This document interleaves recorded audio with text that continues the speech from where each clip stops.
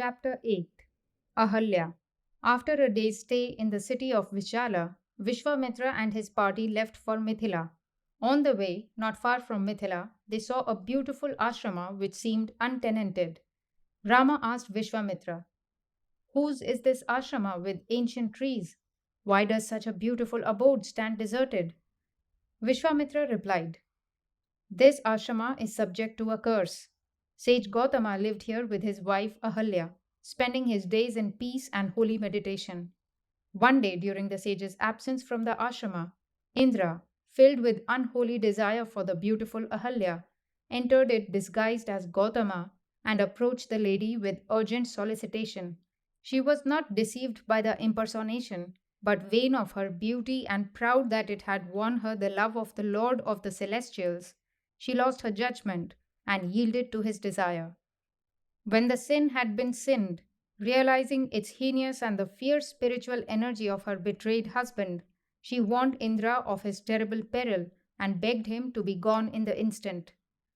Indra was fleeing in guilty panic, but unfortunately for him, he almost bumped into the rishi who was just returning from his ablutions, clad in wet garments and radiating spiritual lustre.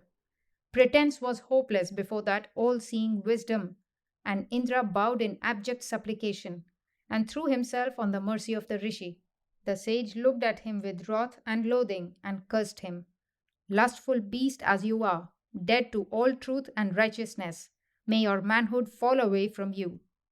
Indra at once became an eunuch and went back to the Devas in ignominious shame. Then the sage turned to his erring wife and prescribed a long penance for her. He said, "Living on air, you shall stay here, unseen by anyone. After a long time, Dashrata's son will pass this way. When he sets foot in this ashrama, you will be freed from the curse. Welcome him as a guest.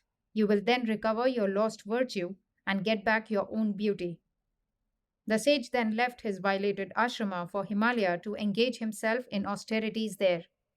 Vishwamitra said to Rama, "Let us enter the ashrama. You will bring redemption to Ahalya and rekindle the light in her as the sage promised." And they went into the ashrama.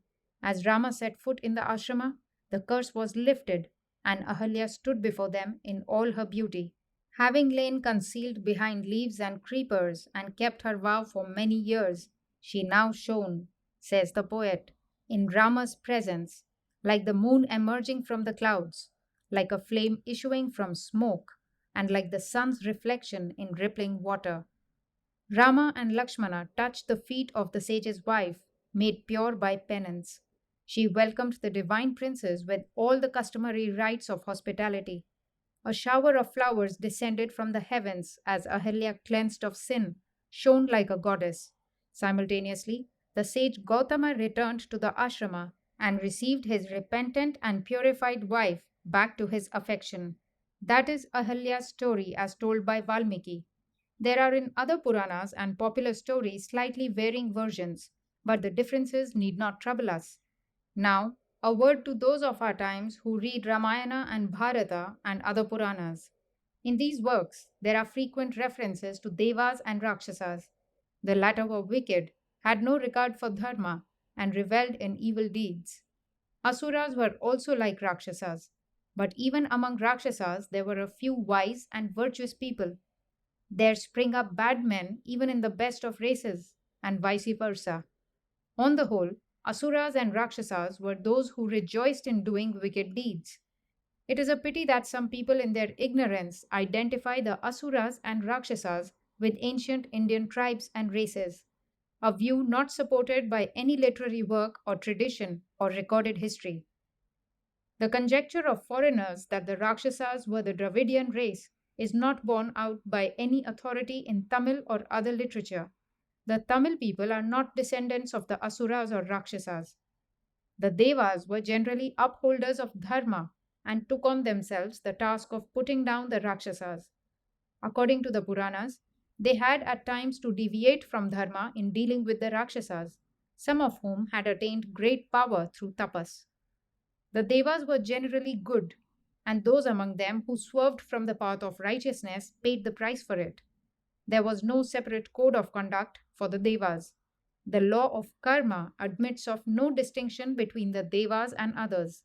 The law dealt with the devas as with others. Wedded to virtue as the devas generally were, lapses on their part appear big to us, like stains on white cloth. The Rakshasas' evil deeds are taken for granted and do not attract much attention, like stains on black cloth. The honest, when they happen to go astray, should evoke our sympathy. It is, however, the way of the world, but it is not right, to condemn in strong terms casual lapses of the virtuous, while tolerating habitual wrongdoers.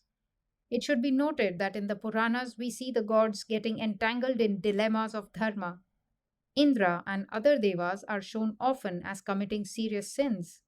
Why did the sages who told the Puranas involve themselves in such difficulties?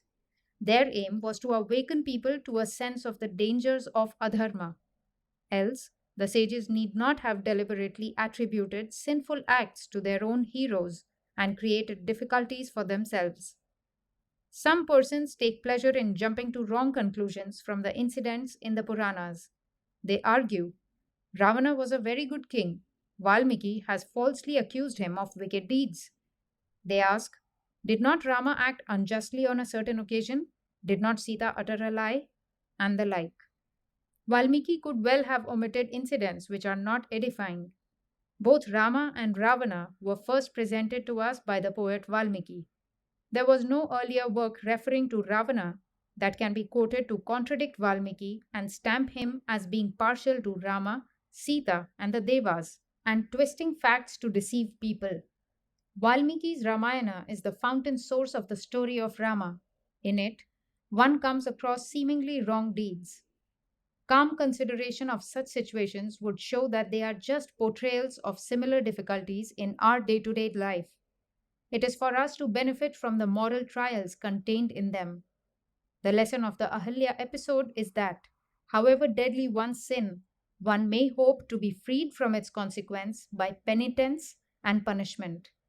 Instead of condemning others for their sins, we should look within our own hearts and try to purify them of every evil thought. The best of us have need for eternal vigilance if we would escape sin. This is the moral of Ahalya's error.